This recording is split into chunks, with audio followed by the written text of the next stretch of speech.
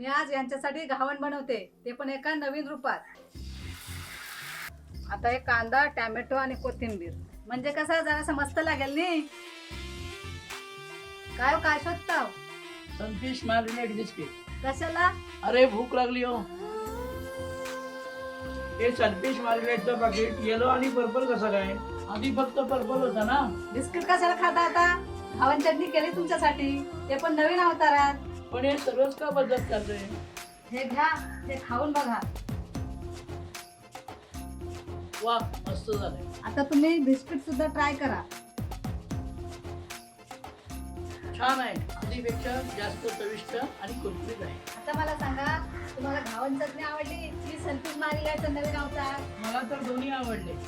नवीन sunfish मारीलाइट बिस्किटे नक्कीच वापरून पहा, जी त्यांच्या नवीन अवतारात आणखी चवदार आणि कुरकुरीत आहेत.